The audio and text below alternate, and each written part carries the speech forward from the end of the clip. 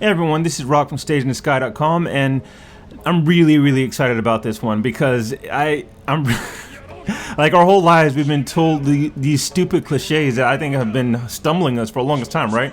Like good girls fall for the bad boys, and in that statement alone, there's a lot of implications there, right? Good guys are boring, whereas the bad boys are fun and exciting. So if you're a good guy and you want a good girl, does that mean you need to be bad? There's a lot of stupid inconsistencies here. And it wasn't until I heard from this guy named Donald, I'm gonna present his video, I'm gonna give a lot of shout out to a lot of people. But yeah, I think this video is gonna be eye-opening for all of us because we've been lied to. I think we've been tricked. It's one of those things where they say, it's sort of like when they say two wrongs don't make it right, but then you see the prison system and you start to wonder, it's like, okay, well, those guys are being held against their will. I guess that's right. Like those kind of things. So we're just gonna get into it, okay? Alright, so the topic of the day, you see the title, is called The Truth About Good Girls Falling for the Bad Boys. Okay, ever since I was a kid, as I mentioned, we just simply nodded along to the cliche that good girls fall for bad boys. Even after learning about the red pill when I was like in my early 30s, late 20s, and I'm just observing the dating culture, just seeing what's going on in the world. On the surface, there seems to be a lot of truth to it, right? There seems to be a lot of truth that good girls do indeed seem to be falling for these bad boys. It wasn't until recently that I started to question, wait a second, if you fall for a bad boy, are you really that good? Right, so there's important reasons to why I'm addressing this topic. I'm fighting and combating this notion that good girls fall for the bad boys. Number one, it's insulting to the women who really are good. Number two, it encourages men to be bad boys or strive to be that. Number three, boring is being used as a label more than an adjective, which I think is a deceptive trick to pressure men into prioritizing what women want over being responsible men. And number four, I think this is just one of those things that people use to justify their bad behavior, as in, hey, it's out of my hands, I'm good, so I have no control over myself because I tend to fall for a bad boy. This is what they're saying, hey, it's out of my hands. Now, you see it in movies, you see it in TV shows. They're the good, honest, wholesome, good girl who ends up being enticed and manipulated and turned away from her virtuous ways by the bad boy, right? He usually comes in from out of town, he's a new kid on the block, and he just upends everything. And sometimes it's depicted as a good thing, right? There's a moral to the story. Often the girl is being oppressed by her religiously strict parents or the rigid traditions of the culture, and then the guy just comes in and just helps her break free of what's been holding her back from what she really wanted this whole time. And of course I had Jasmine here. Nuh-uh, Rock, don't even start. Aladdin was not a bad boy, alright? He was a good guy with a heart of gold. He only stole to survive. He only lied about being a prince because he really wanted to get with Jasmine. That doesn't make him a bad boy. Sure about that? When it comes to real life situations, like outside of movies, about when you see a woman that is cheated on or abandoned as a single mother or abused or disrespected or taken for granted by men who took advantage of their love and affection for the longest time, my whole life, most of my life, I've only blamed the men in those situations. I blamed the men and I felt sorry for the women. I saw the men, the bad guys, like, was it that one movie, with Tina Turner? What's love got to do with it? I think I saw that when I was like 6 or 7, and I was like, man, men out here are terrible. I even saw abuse from my own father to my mother. So yeah, I was a white knight, and I just assumed that all men were responsible for everything that went wrong in relationships. I saw men as the predators, and I saw women as the helpless victims who were preyed upon. That was until I saw a clip from this guy named Donald, and I have the link down below. I encourage everyone to check him out, subscribe to him, because he's really having these really long, thoughtful conversations. I don't agree with everything he says, but I appreciate the conversations he's having. Everything I'm about to say, I mean, it's gonna be offensive, but it's the truth, right? So I'm gonna address what she said in the video. Some points she said. She said I blame men. She said I blame men for, I guess, dogging out these good women. Absolutely wrong. You blame the woman for choosing that man, and you blame the woman for staying with that man after the red flags were there. It's always red flags. The first red flag, I'm sorry to say, if it goes against your non-negotiable factors in relationships, you walk away. Then she also stated, she said they single moms and men coming in making it worse. Once again, it's your fault that you're a single mom. I don't care what nobody say. You chose that partner, and let's say whatever, you broke up with the man or the man broke up with you. You chose him, and if you left him, you chose to be a single mother. So life is about decisions. You make your decisions, and then your decisions make you, right? And then she said she's so pissed off with the men. She said that men are adding fuel to the fire. Why is it already fire? If you are a good woman, it's not fire. So cool. And then to the question. That's a fact. That's a fact. Yeah. I disagree. Now, I'm gonna go all the way through. Do good women choose bad men? No, they don't. And I'm gonna tell you why. When you're a good woman, you have good characteristics, you have good values, you know your value, and you don't deal with dysfunctional people because you are a functional person.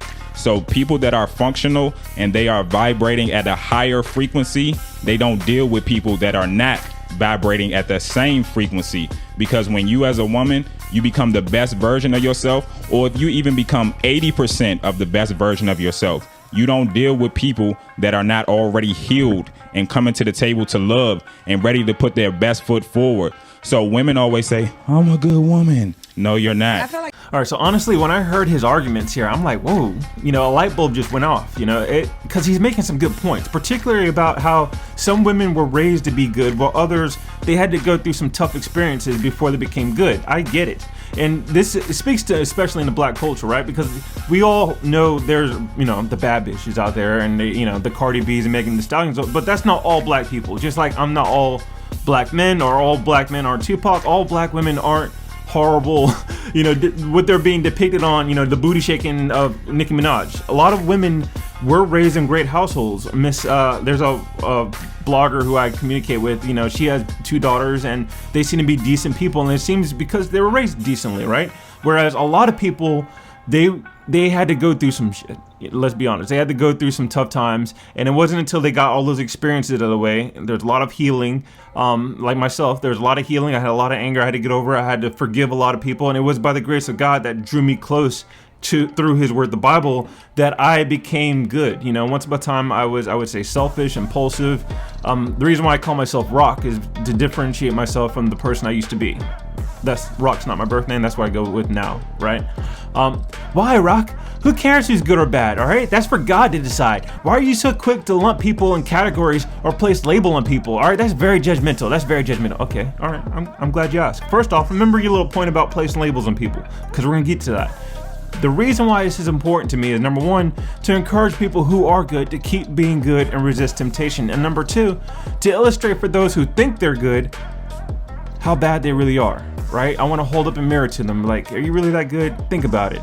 And this is important because it leads to repentance. Because if you're not shown, hey, this is something you need to work on, you're going to keep going down the same path. You're going to keep making the same mistakes. That's why you have a lot of people make these videos, I keep falling for the bad boy. I keep falling for it, because you didn't learn from the last mistake. I'm going to help you out. Now, when it comes to good girls falling for bad boys, we're going to stay to the topic. Here's what I think is happening. With the mainstream culture doing its best to remove God and the Bible from our lives for the past 50 to 60 years, it's made it easier for humans, us people, to stop caring what God thinks about our choices and how we live. Instead, dude, don't get me started. I want to get off on rant. Everyone's wearing cross and they're saying Jesus, but they don't live by Jesus Christ's standards. They don't live by how the Bible says we should live. Sex outside of marriage is wrong. It's bad. It says it in the Bible. But because people don't live by their standards, they'll say, I'm Christian, but you're really not. You don't live by that standards. Instead, they put more trust in things like social movements, Black Lives Matter, feminism, horoscopes, influencers like Beyonce or Kim Kardashian or Cardi B or Elon Musk, whoever. Everything other than God, everything other than Bible. They're so quick to trust in humans. I believe that the myth of good girls falling for bad boys, they're used by my generation to justify indulging in their baser instincts. The same way people say things like, oh, well, I'm behaving this way because I'm a Scorpio. The logic being, if they believe, or if they are able to convince others that they have little to no control about their lives, they can just pass the blame on to someone else or say, hey, it's just my nature. And men, we're guilty of it too, right? Like just yesterday, I saw this red pill speaker talking to, I just subscribed to her channel, Pearly Things, I want to say is her name. And she was, this guy, I've seen this guy before. He was on Fresh and Fit. And he basically told this woman that he doesn't believe in monogamy. He sleeps around. I've heard him talk about his escapades. And he was talking to the woman and he said, I think there's a good chance that there's a relationship that your mother and your father have between them that you'll never know about. Mm-hmm. I'm not saying he's cheating. Mm-hmm. But if he did cheat, he's a damn good man from hiding it from all of you so he can continue to paint that picture mm-hmm. of reality. Mm-hmm. Now, I'm not going to do that because I would rather live in truth. Mm-hmm. But if You know how they say if a tree falls in the woods and nobody hears it, did it happen? Maybe that zeitgeist, that group of men in that age range, that was their strategy. This is what this guy believes. If you hear him, like I believe that he believes that. Like he thinks all men are like that. And young men who don't know any better, they're susceptible to believing in guys like this, right? A lot of us black men, we were raised in single parent households where we don't have a father. So we turn to YouTube, we turn to other men in, you know, the sphere who are talking and giving advice. And if these men are telling, yeah, this is how men are and this is how we live our lives, Eddie Murphy. No such thing as loyal men. Ladies, do not be fooled. I know some men have some strong raps and I'll have you believe in it. No loyal men. All men fuck other women. We are low by nature and have to do it. We are men. All men do it. We have to do it. We are men. It is a man thing. Men must find and conquer as much pussy as they can get. Do not think for 2 seconds that you're the only one your man is fucking. He is a man and has to conquer women. I see a lot of you get women out there sitting out going, not my man. Yes, your man too. All men cheat. All men cheat. That's what he says. This is what he says to a live audience, and millions have seen it. I saw this clip when I was first 18, you know, and I didn't think anything of it because I didn't think about anything really when you're 18, you know, but now as an adult, you can see how every little thing that's out in the public sphere, it has an influence, whether you think it does or not. And I know red pill speakers, they like to say, well, you know, the exception doesn't make the rule. And I agree with it. But the sad thing is, I would follow it with, well, why aren't we encouraging our men to be exceptional? Why are we encouraging them to just follow the herd right off the cliff?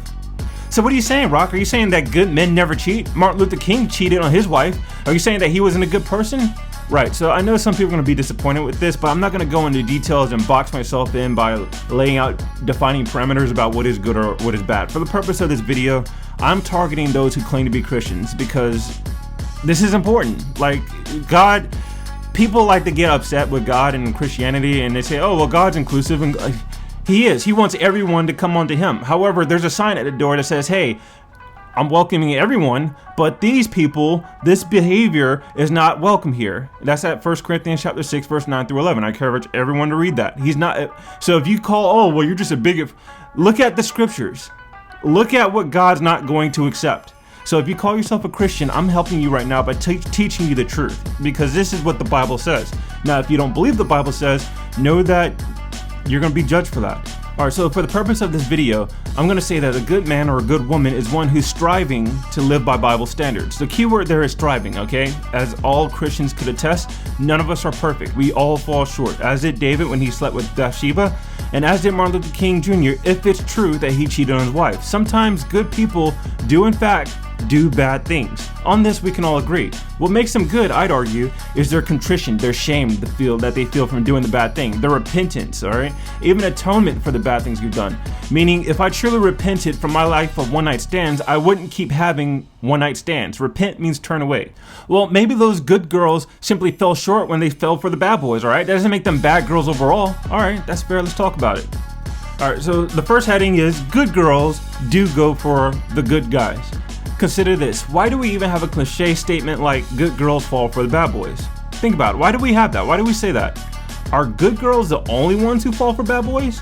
Because I've seen plenty of bad girls with bad boys. So, if all the girls go for the bad boys, then what's the point of even mentioning whether or not those girls were good? Are you following me?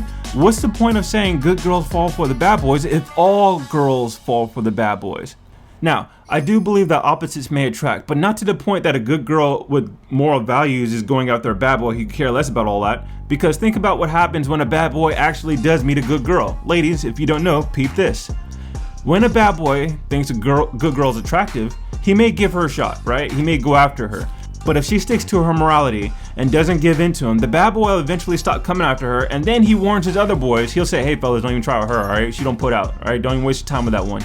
Fellas, am I wrong? I've seen it, I've heard it. I don't want to call out any person's name, but I've seen it. And you know, and I've seen it from a hypocrite. I've seen it from people who claim to be Christian, and I'm like, hey, why don't you go at her, man? She's beautiful. Why don't you? And she's like, hey man, I ain't gonna try it. She don't put out.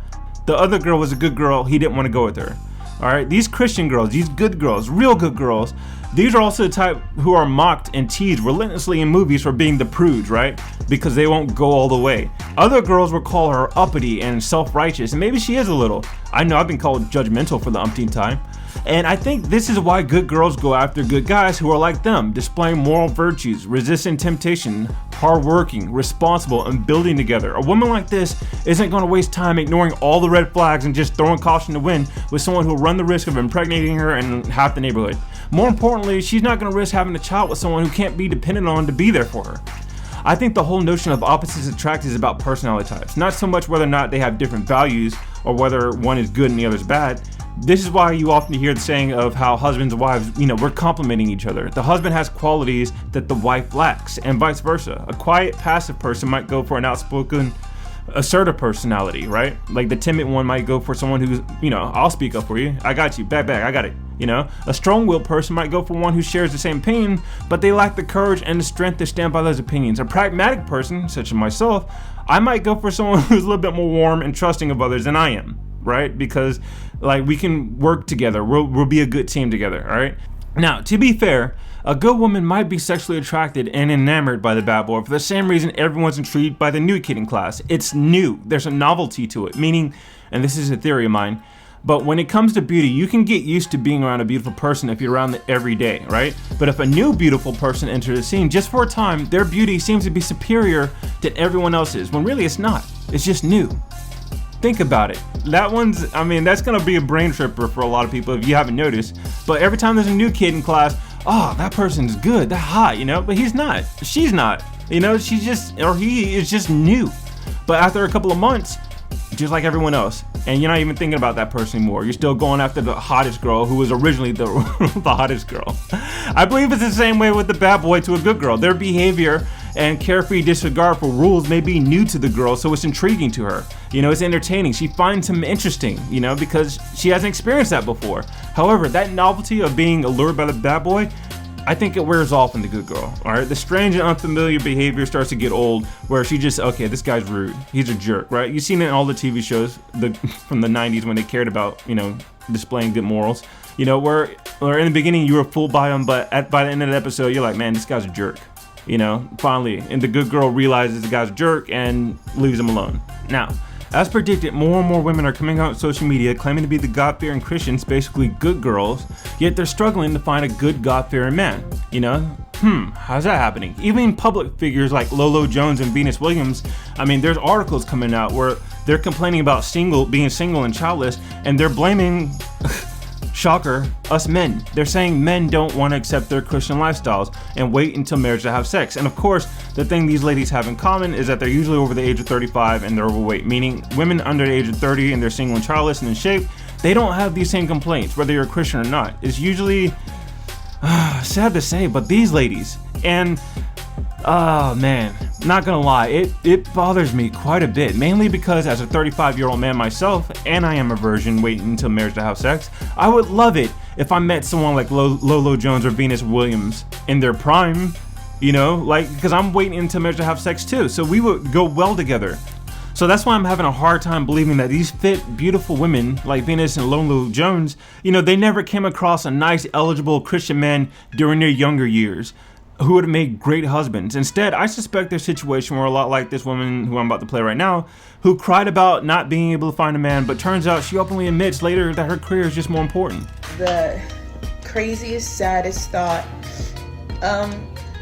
I'm in a stage of life where I'm watching all my friends get married and have babies and find love, and I had another talking phase yet again fall through, and my friend was like, you'll meet the one day, don't give up. So this woman right here, she ended up getting a lot of views. People started giving her advice, and this is what she responded with. When it comes to dating, I've gotten this comment so many times. I feel like as women, we're taught to uproot our lives and go look for a man. Maybe I got a career to think about. No, one that I could only do in California.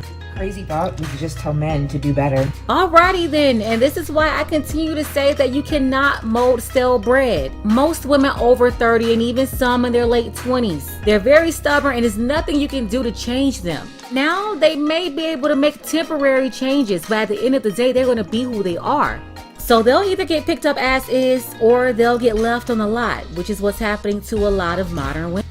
All right, Rocco, what does this have to do with being a good girl? the lack of accountability. The whole point of this essay, as I mentioned earlier, is to hold a mirror up to those who think they're good, yet they're struggling to understand why they're in a bad situation in life. It'd be one thing if these ladies said, you know what, I made my choice, I knew the risk, and I'm living with the consequences, happy that if I endure to the end, doing what's good in God's eyes, married or not, I have the hope of everlasting life in paradise, because that's what the goal of a Christian is. You know, we don't, as Pastor John MacArthur once said, we don't win in this world. You know, we endure this world, but our reward is in everlasting life. That's in Matthew chapter 6. I respect that if these ladies said that. I would respect Lola Jones if she said that. I would respect Venus Williams if she said that. God bless them. But no, it's the men's fault. It's men's fault for not accepting them as they are now past their prime and probably past childbearing years. Which once again goes on to teach younger Christian women that they can keep choosing to sacrifice their childbearing years in favor of the career. And when they're past their prime, they don't have a husband, it's those dastardly men. Especially men who are going for women who are like 10 to 15 years younger. I made a video about, there are some 60-year-olds who are marrying 18-year-olds, and people are shocked and surprised. Like, why are they going out there? Don't you want a woman with some experience? It's like, no, that's not what men want, stupid. I believe this is all partially the result of women falling for the metaphorical bad boy that I like to call feminism. That might be a bad metaphor. I'm just putting it out there. I mean, that is what's wrecking a lot of people. No, I'm not saying that if people don't want to have children, they're irresponsible. But if you do want to have children and you wait until your 30s to start taking marriage and family seriously, yeah, darling, that's on you. Truth is, I have met several beautiful women who claim to be Christians, but they weren't virgins. And I'm pretty sure they were turned off by the fact that I was. Remember that question of, well, maybe those good girls simply fell short when they fell for the bad boys. That doesn't make them bad overall. I agree with that statement. If a woman or anyone repents to Christ and turns away from their former lifestyle, yeah, they're now good. They're not as bad as they used to be. The problem with today's culture is that a lot of ladies seem to be taking the span of their prime years, primarily their 20s and early 30s, making these life-altering decisions like getting pregnant with the bad boys before they become good. Like this 43-year-old who talks to Kevin Samuels. I have the link down below. And then there's this very, very powerful, I wouldn't say powerful meme, because there's a lot of beautiful women. I know, I've met these women. I've matched with these women who are beautiful and young in their 20s, and you know, they claim to be Christians, but they're not just there yet, because obviously they get upset when you talk about submission to a husband. And I fear that they're going to end up like these older women, you know, still wanting a man, and they're in church, and they're, you know, it's just sad, really, man. So honestly, though, as Christians, the most important thing is that people are indeed repenting. Whether or not you get married or not, the fact that you're repenting and you're now striving to live your life by Christ's standards, that's the most important thing in the world. But the road ahead is tough. You know, it didn't need to be. You know, that's the thing. A lot of people, myself included, you know, when I was young and I first started reading about the Bible and I read it cover to cover, it was tough to shed the old skin and, you know, really turn my life to Christ, you know, but thankfully I learned about it sooner than later. A lot of these young ladies, sad to say, they don't have the luxury of time, you know, when it comes to fertility. You know, that's why it's really important. That's why I'm doing these essays, and as critical and harsh as it sounds, I'm really trying to help people. You know, if I had a daughter, if I had a niece, I would tell them the exact same thing. Now, let's finally get to the topic of bad girls. Bad girls fall for bad boys. Not good girls, but they're bad. They fall for the bad boys. Now, I thought about using the picture of Bonnie and Clyde, but I don't think a lot of people know who they were, because that was a classic example. Bonnie and Clyde, they were killers and they were bank robbers, and they worked together because they were both rotten and evil. All right. Now, my ladies, of the ladies who have repented, I'm pretty sure they would back me up on this. Good girls do not fall for bad boys. Bad girls fall for bad boys. The good women who have repented, and they used to fall for the bad boys, if they're honest, they'd admit that when they fell for the bad boys, they were bad.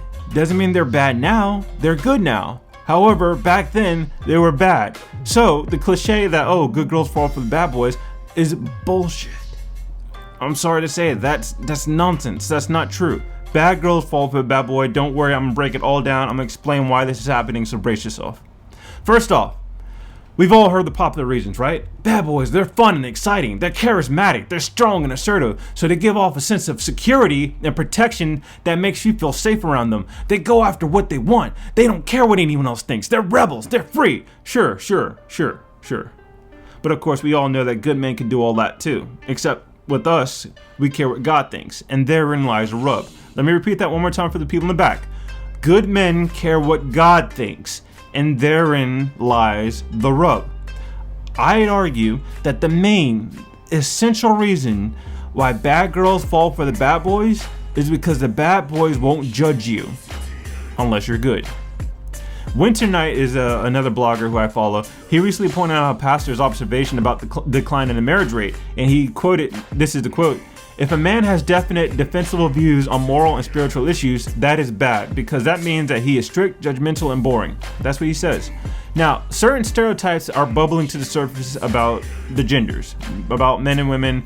Their stereotypes are talking, people are talking about this. For instance, one stereotype is that women absolutely hate rejection. Men, we hate it too, but I'm guessing we as men can handle it better. Like we get over rejection quicker and heal faster, maybe? I don't know.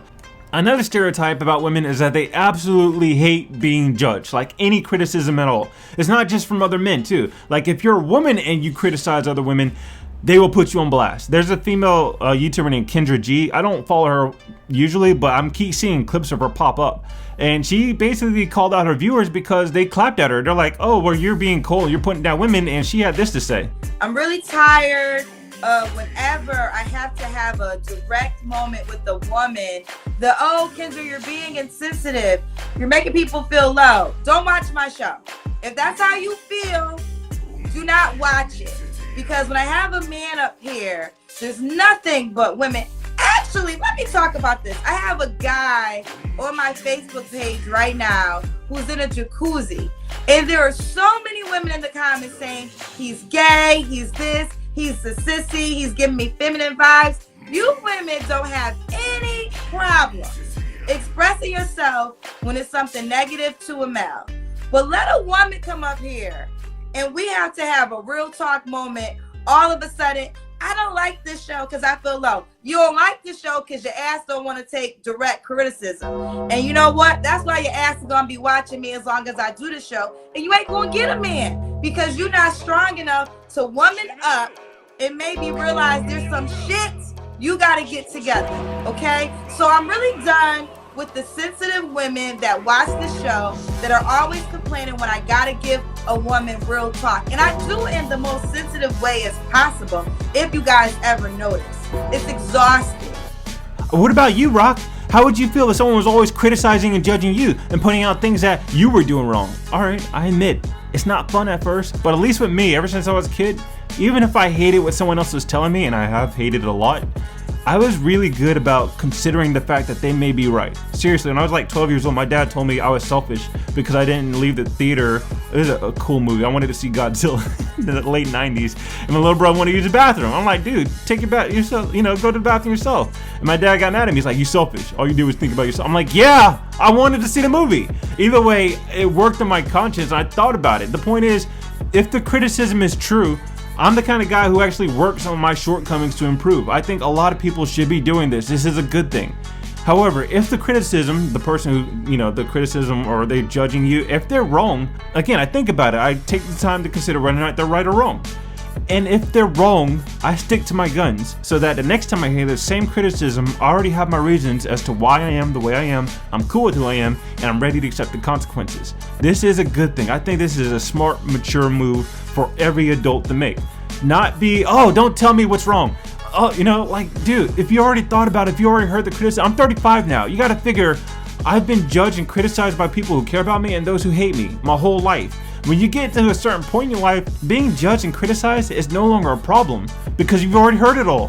However, ladies, if you haven't heard it all and you're used to people just telling you what you want to hear, basically lying to you, I imagine being criticizing can be a bit daunting. Now, let me just take a quick moment to talk about those who hate being judged, okay? Now, this is going to sound bad, alright? But with the exception of recent cases like Amber Heard and the Johnny Depp trial, I don't want to go so far as to say women have had free reign to do whatever they want under the guise of our turn, but mainstream society has seemed to be reluctant to call out women or bad behavior the way they do with men. All right, for years, men have been talked down to by the mainstream media, right? We've seen women's marches, Me Too movements, where 98% of the good men are lumped in with the 2% criminals. All right, we've been told to step up and shut up by Senator Mazie Hirono. We've been told to do better by Michelle Obama. Meanwhile, we've had hashtag believe all women, which is the dumbest thing I've ever heard. For all of us Christians out there, right there in the first book of Genesis, we learned about a guy named Joseph, who was falsely accused by Potiphar's wife and had to spend three years in jail. So when you hear hashtag believe all women, women wouldn't lie. Come on, dude, seriously. All right, let me continue. The body positivity and no shame movements have enabled women to live free, and if anyone criticizes them, then those people are shamed, which is kind of backwards, right? Like the people who should be shamed, no, we're good. But if you say something, if you judge them, you're the one, we're gonna shame you. We've had hot girl summer, online dating, social media sites that have essentially pedestalized women from all walks of life, no matter what your race is, no matter what your lifestyle is. As long as you're a woman or you look like a woman, there's a market out there where someone will feed you validation, compliments, maybe even worship you. Companies to this day, as I mentioned in my other videos, they don't care about your problems. All they care about is money. And because women make up 85% of the consumer, they're gonna cater to you. They're gonna pander to you. All right, that's why you had the stupid Gillette commercial. It's like, those razors are for men, right? But it's talking about men doing better, men stepping up. Come on. Now, these might sound like complaints as if I'm saying women have it so much better than men, but really there's something nefarious going on. It's detrimental to women, and you probably haven't even realized it. Consider this. You have 2 kids, right? You have a son and daughter. To your son, you're always on him to be better. But to your daughter, other than encouraging her to outperform her brother, because, competition, you tell her that she's good the way she is. Every choice she makes is praised for being bold. She can do no wrong. She can eat whatever she wants, as much as she wants. She can sleep with whoever she wants. She deserves the best. She deserves praise. She deserves love. She's told that she's strong and empowered, regardless of any real accomplishments.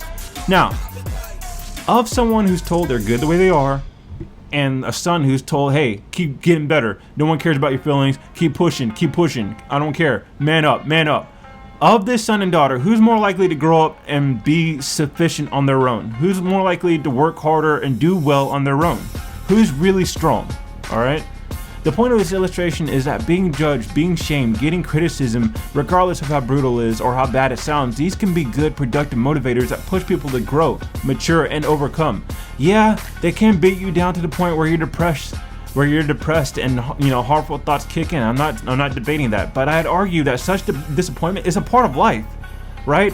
Before we've softened our feelings on depression and I'm down, and now God bless those who are really depressed and they do need doctors and stuff like that. For a lot of us, we were just tough.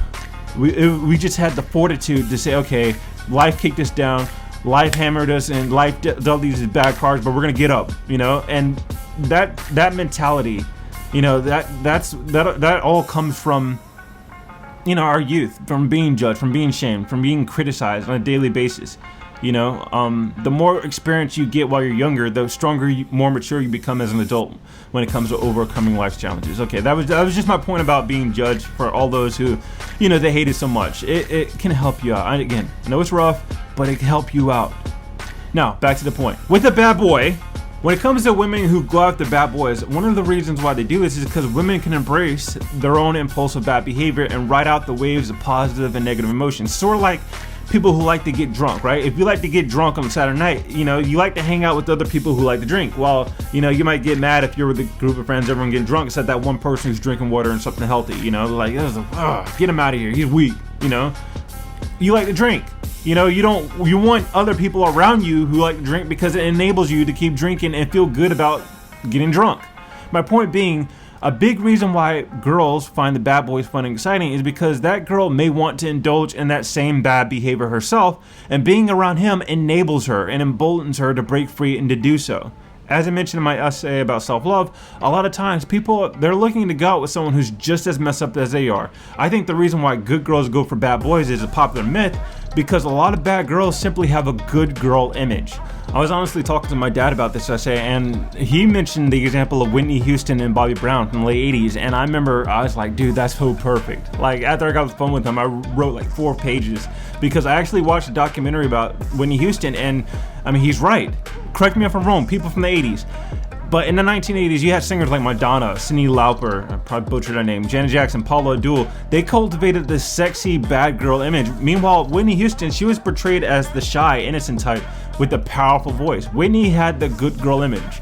Then came along Bobby Brown, the bad boy. It's not hard to figure out who the hottest young solo male artist is. His name is Bobby Brown.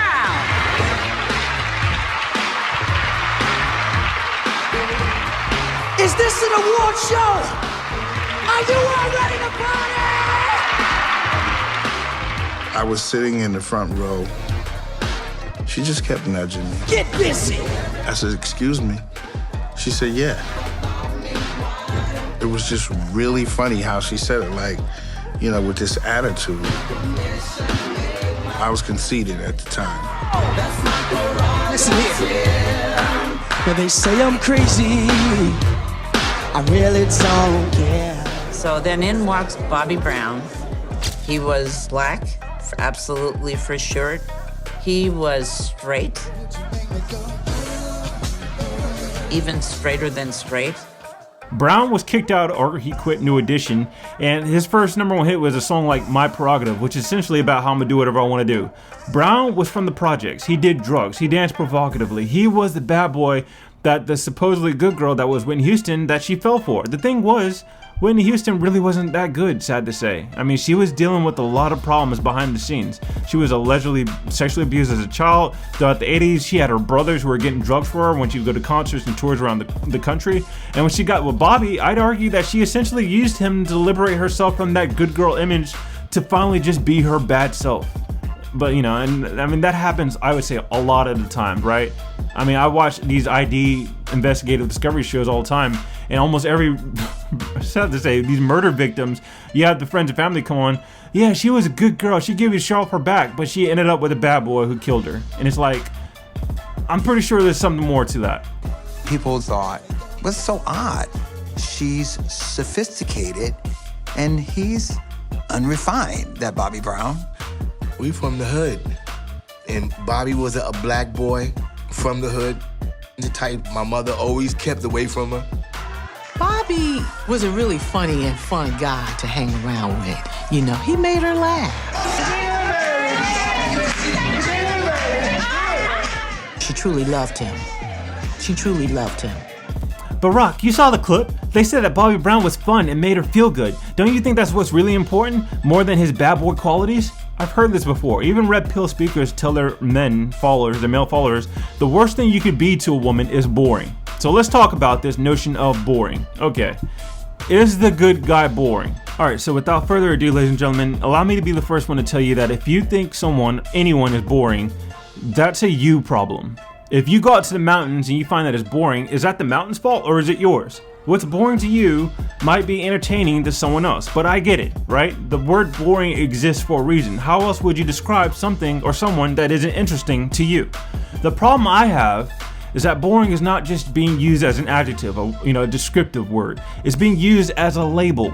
I could go into detail about how some people are addicted to drama, conflict, and uncertainty, the roller coaster of pain and emotions that some people think they need in a relationship in order for it to work, in order to feel love, but I won't. So instead, let me tackle the reason why women are quick to attach the label like boring, lame, uninteresting, no personality to the good guy in the first place. Let's not deny it. People don't say I was bored with him or I got bored while describing their dates anymore. They'll straight up tell their friends, she's boring. It's the other person's fault. Here's what's happening. When you're able to label the other person as the problem, you're not able to dodge accountability. We've already established how some women hate being judged and criticized, but awareness is catching up. More and more people are finally putting the responsibility on the ladies for 1, hooking up with players and getting cheated on, 2, having babies with dudes outside of wedlock, and 3, staying in years-long relationships with a toxic guy who won't marry you, etc., etc. Women are responsible for the men they choose to date and marry and procreate with. For years, decades even, men have taken most of the blame when it comes to things like failed relationships, single parenthood. Even when a woman cheats on the man, it's usually, well, what did you do wrong to her? would you do to cause your woman to cheat on you? Even from one of the guys. Hey man, if you were man enough, you wouldn't. Dude, it's always the guy's fault. Now, not so much anymore. The reason why ladies are quick to label the good guy as boring, lame, uninteresting, or no personality is to avoid the criticism of having passed over a good, viable, take care of all your needs, never cheat on you, love, protect, and provide for you kind of guy. Where are all the good men at, right? We hear it all the time. He was right there. He was right there. You had him, but you let him go. He was too good. He was boring, right? Because you're a good girl and he was boring. No, you were a bad girl. You wanted a bad boy. So you went for the bad boy. There's a whole host of memes about this. So now, when a lot of us guys, we hear, oh, the woman called us boring, we usually take it as a compliment, like a euphemism for, oh, that must mean that he's stable, responsible, no drama, and he has life together. All of this can be a bit intimidating and causes unwelcome nervousness in ladies who do not have their life together, and they are prone to drama, and they struggle to do anything responsibly, like save up, work out, or look to the future for their welfare, mentally, physically, or even spiritually. And the black community particularly, as I've argued in other essays, there's not a lot of mainstream representation when it comes to the diversity of our personalities as men. Meaning, if a black man doesn't fit into your preconceived notion, stereotype, of how you think he should act based on the narrow-minded culture that you're familiar with, which is BET, VH1, rap and R&B, he runs a risk of being called lame or corny or having no personality or no confidence, which is really slang for having no swag. This video recently came viral. I know you guys have seen it, and it basically is an example of what I'm talking about here. Okay, so tell me a little bit about yourself. Man, where do I start? I like martial arts a lot. I did a bit of pharmacy back when I was a little bit younger, about 2-3 years ago. I got certified at pharmacy around when I was 17. I didn't really do anything with it. I went to university for a while. I was getting like a business degree. So I have a bachelor's in business. And then I did pharmacy for a little while, for about 3 years, and then got bored. So I was like, let's go see what the military has to offer. Didn't do anything. Wow. I did my PICAT about a year ago. Got a 96 on that. It goes up to a 99, got a 96. They offered me nuclear physics, and I was like, why the fuck not? Holy moly. So I went there, and now I ship out in a few days. Oh, okay, nice. Well, best of luck as you ship out pineapples. Yeah. Why? Because he literally didn't tell me any qualities about himself. He's just like, I made a 96 on this. I did this. And I feel like I did that at first too. But however, I need a man with some personality. You felt that quick? You know you didn't have personality? Yes, I'm really good at reading people. Okay. Yo, you just simply cannot make this shit up, all right? So y'all DM Sierra. Y'all ask her, what did you do to get the Russell Wilson? Y'all ask her for her prayer and shit like that. And you get a dude that will be, if not right now, is a high value man. Uniquely educated, a physicist, a nuclear physicist, serving our country, all of these accolades. He did pharmacy at 17 years old, and you still turn him down. You still show him no respect. And for what? This is the same exact type of woman that will call into a Kevin Samuels show and wonder why she's still single. Y'all simply just don't know how to pick good men. What they want is somebody who's like Tupac in a suit. Now, others in the comment section for this video, I have the link down below to MTRs. They've pointed out that this may have been a clear case of this guy made her feel inferior. Miss Sarah Lena mentioned this in one of her videos where she opines that some women, they go for ancient dudes. Well, I'll let you explain. And I had to just be real. And the real fact of the matter is, a lot of sisters do not want good men. They prefer these type of brothers that don't have goals, that don't have a good job, that don't have drive, that don't have ambition, that aren't good protectors, that lack in these areas where a man should be plentiful in. They go for these type of men instead of a good man, because when they have this type of brother, they can tell him everything he's doing wrong. They can belittle him, they can disrespect him, and they like that. That's why when they were talking about it, they were laughing, they were giggling, they were giving each other high five. Like, yes, I talk to my man like that too.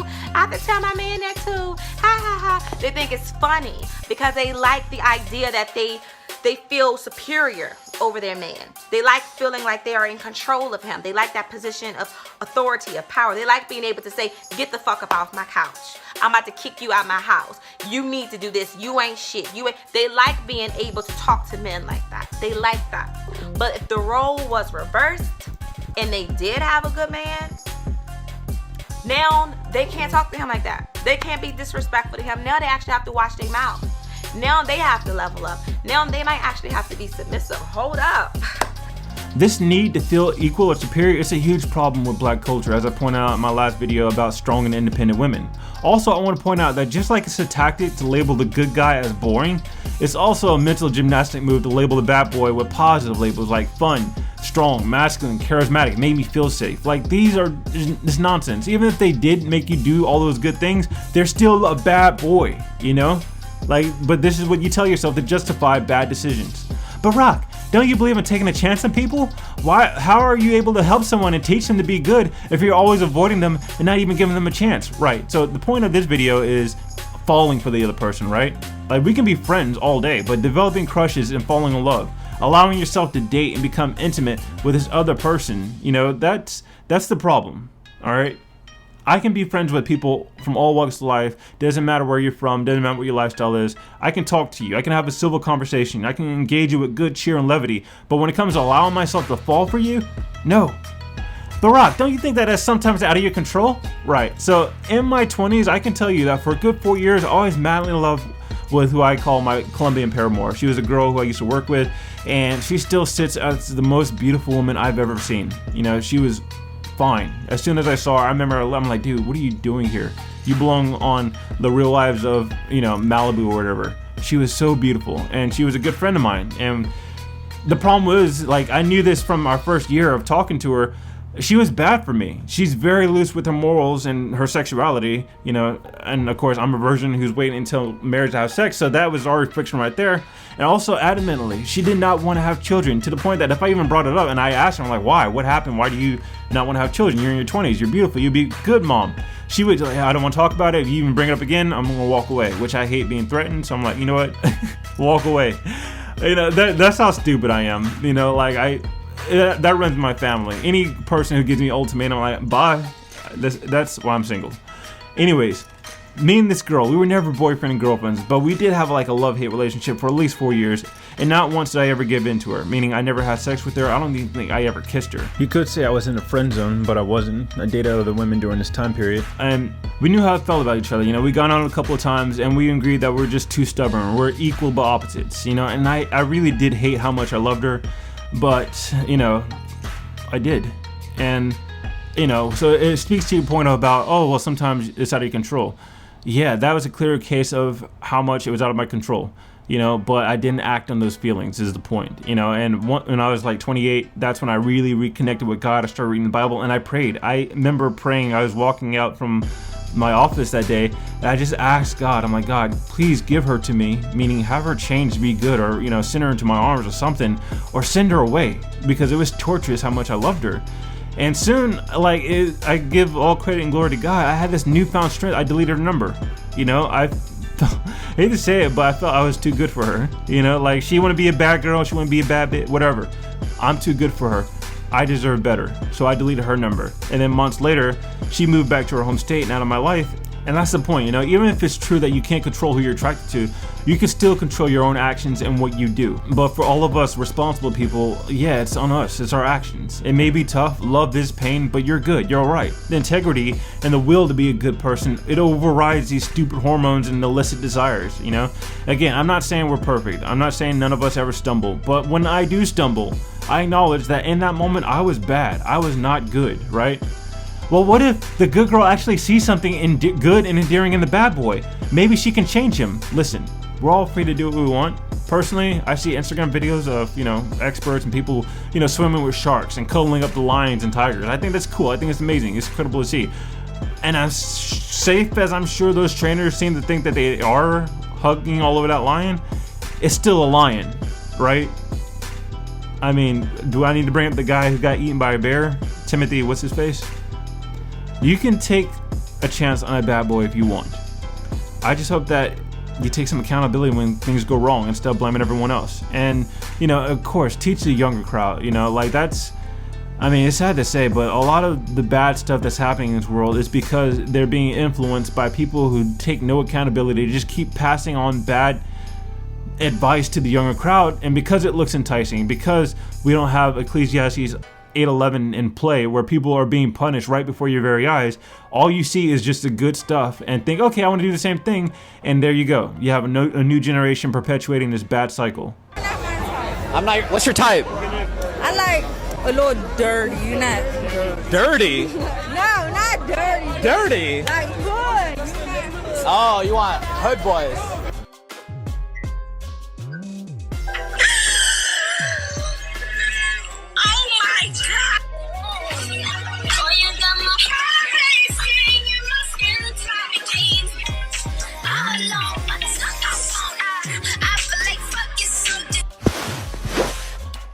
I don't want this one.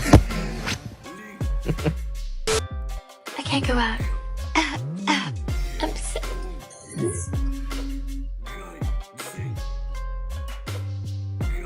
I need a drug dealer and then a scammer, then fuck the 9 to 5. I want the scammer first, then the drug dealer, then the 9 to 5. And as for kicks, here's a friendly compilation of women openly admitting that they'd rather be treated like trash than go out there bad boys and be with the good boys. I'm willing to bet that these ladies know they aren't good girls, but that's one of the trendy things to do, call yourself a bad bitch, whatever. I don't know. It's weird out here. Anyways, hope this helps. I hope this shines a light. I'm not perfect. I want to make that clear. A lot of people say, "Oh, Rock, if you enjoy, make sure you judge yourself." I'm like, okay, I am. I liken the whole concept of being judged to the good student who does all of his work, right? And he turns in his assignments in time. He passed all his tests. Student like that's not going to be upset or afraid when the report card comes out because he did all his work. He's good. It's the same with me as a Christian, like when people say, "Oh, make sure you judge yourself and judge yourself first," it's like, I'm good. Honestly, if Armageddon happened tomorrow, if God pulled me aside and it's Judgment Day, where I've done what I've done with my life, where I'm at in my life, I'm ready. I'm prepared for His judgment. I welcome it. I'm excited. I can't wait to see it. Now, if He judges me and He says, "Rock, you're wrong. You sin and you don't deserve life in everlasting life or life in the kingdom of heaven," I still accept His judgment. This is God we're talking about. He is not wrong. I am wrong. So, hope this helps. I hope my fervor and my faith imparts onto you. And feel free to share. Feel free to like. Feel free to comment if you think I'm wrong. If I'm narrow-minded about a couple of things, feel free to do all of that. Again, thank you for listening.